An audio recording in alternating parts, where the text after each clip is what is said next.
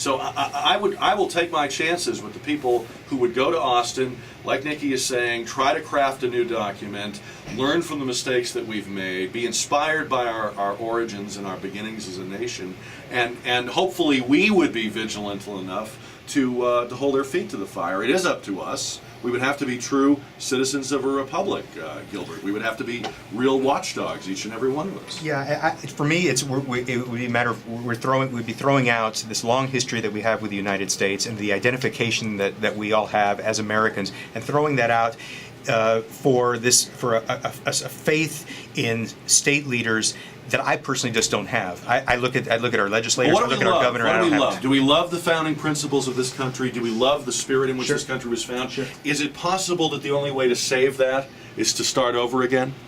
And if so, where else would you start but in your own state? You can't go to Washington and say, I want to blow up the Capitol and I want to blow up these buildings and build a new national capital. They're not going to let you do that. So the only thing you have is what it says in the preamble, which is you may have to dissolve these ties that bind us and start over. Well, maybe for me, and you said, where's the Sam Houston? And maybe if I saw that unmistakable leader that we had confidence in. If I can find him, will you change your mind? I'll think about it. Our mind if we can do that. I'll put the call out for a new Sam Houston. It's 10:45. We're back on the gang on KTSA.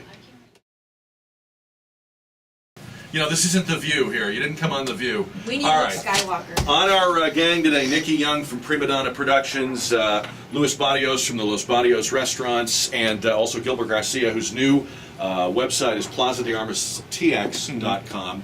And you were telling us it is going well. It is a subscription website. That's right. But people can check it out for free when they go to the website. Yeah, they can check it out, and it's basically set up like a lot of these types of websites where you can read part of a story, and if you want to read the full story, you have to subscribe. So we kind of try to snag you and then make you pay.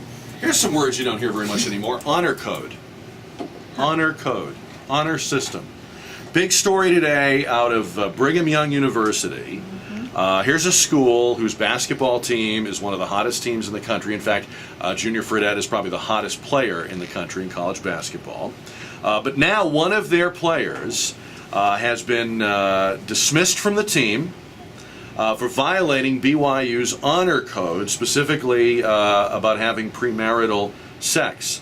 And so the sophomore, Brandon Davies, for now, is off the team. They are going into tournament play without him.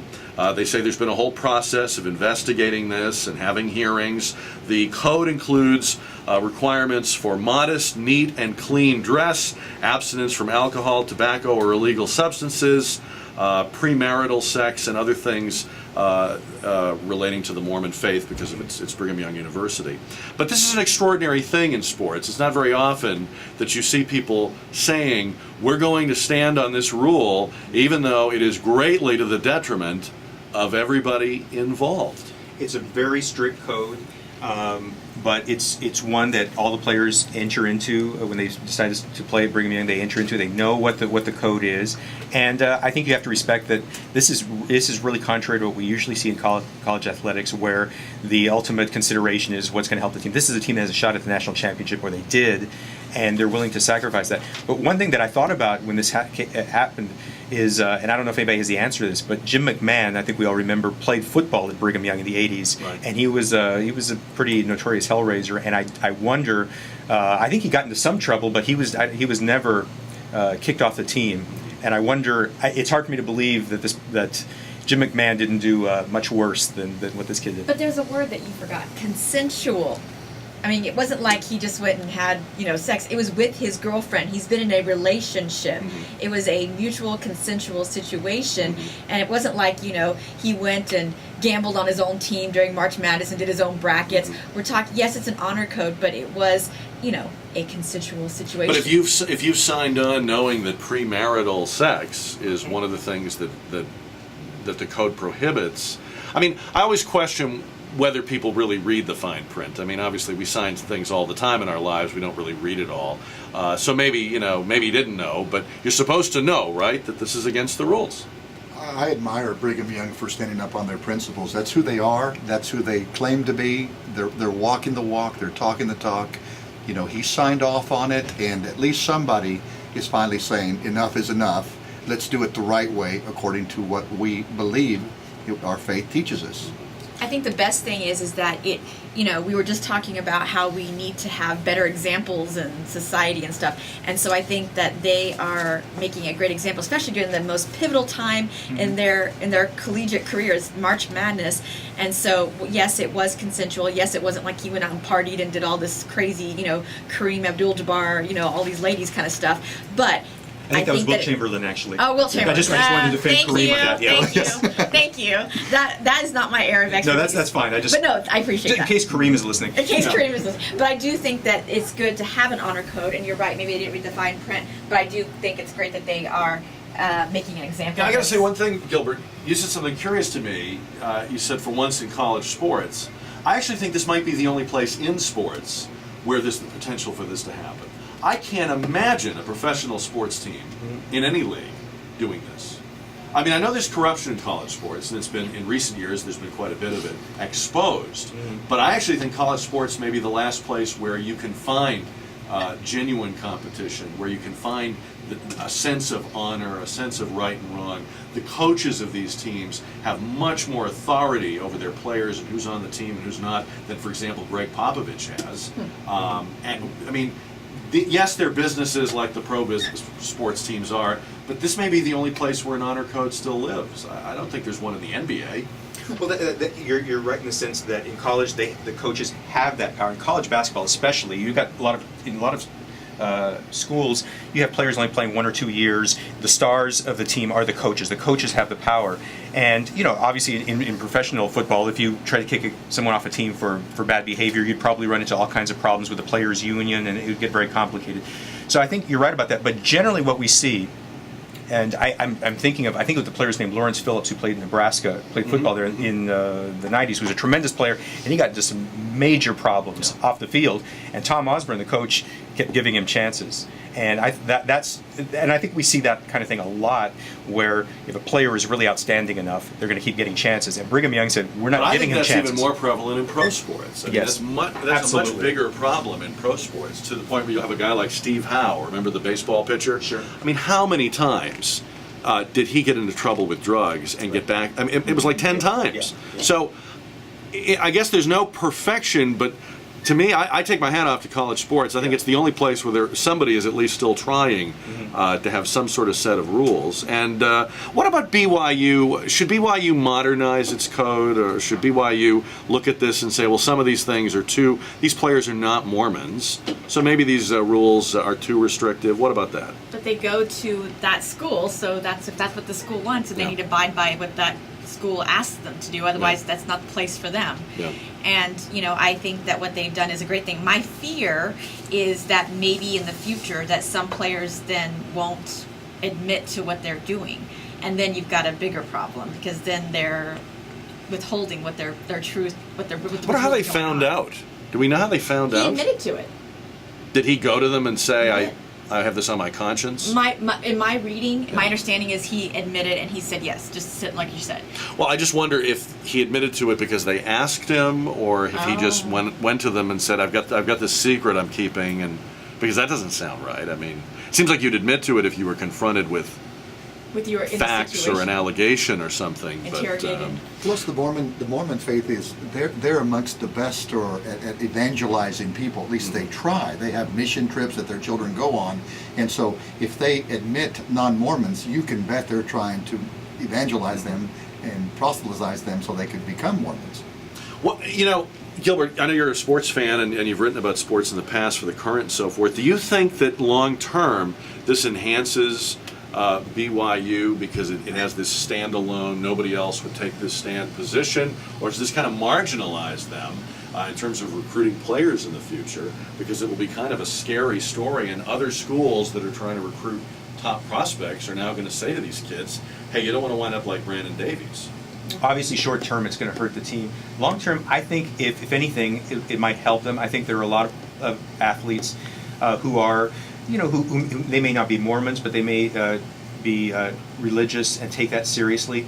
And I don't think that they're going to have a hard time. They haven't had a hard time recruiting players, and he had followed the code up until fairly recently, apparently. And so I think that there will be people who will who look at this and admire what they're doing. They've had a lot of success in football over the years. So, and I think football is harder to recruit because you have to recruit so many more players. So, they've actually shown that they can be a success in athletics and still maintain that code. All right, we're back with more Gang of Four. It's 10:55 on a Friday on KTSA. All right, we're coming up to the news at 11 from ABC and our KTSA 24-hour newsroom. We'll be back with more Gang of Four right after that. Do any of you think, real quick, we just have a minute here, that Newt Gingrich could possibly be elected president? He seems to be the first big Republican getting in.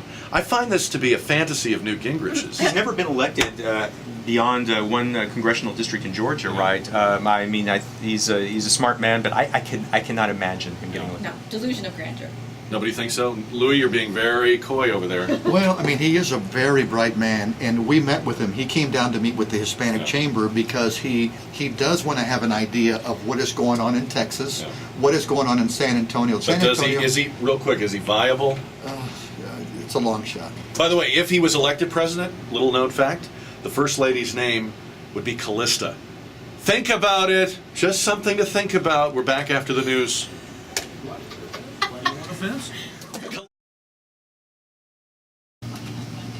Hey, Karen, good morning to you. Say good morning to our gang. Gang, Karen Klaus, gang. Karen. They always have these studies that you wonder, why was this necessary? This is a new study that was reported this week that says, these are British researchers, it's always British researchers. When a beautiful woman dates an average-looking man, that relationship is probably doomed. Just like Dr. Hook said, when you're in love with a beautiful woman, you got to watch your friends. And he was a doctor. I'm scared they all knew that line. I know why I know it. I don't know why they know it. All right. So when an average-looking guy is with a beautiful woman, there's trouble. But when a very handsome man is with an average-looking woman, no problem. Don't know. I was going to ask you. Figured you'd have all the answers to this. Oh, now that isn't true. I don't believe that. Nikki, why is that? I'm mystified by what you just stated. I Don't know. That's not been your experience? I don't think so. All right. Only until they become Roy Orbison. Until they become Roy Orbison? Right, all of his songs is an ugly guy talking about how these beautiful that's women true. leave him, but then when he becomes rich, he has all the beautiful women. So you got to have a falsetto, in other words, to be able. Wow, that's great advice. Oh, got it. This is a That's terrific advice. I think men Yes, are Gilbert. by nature very insecure, so I think that could be the problem. That if men who are with beautiful women, who they perceive as kind of out of their league, so Right. to speak, men are just So too our insecure. They're going to insecurity become jealous and they can't handle I it. think you're probably exactly right. I hate that you told everybody that because I was trying to keep it a secret. I think he's right. This is interesting.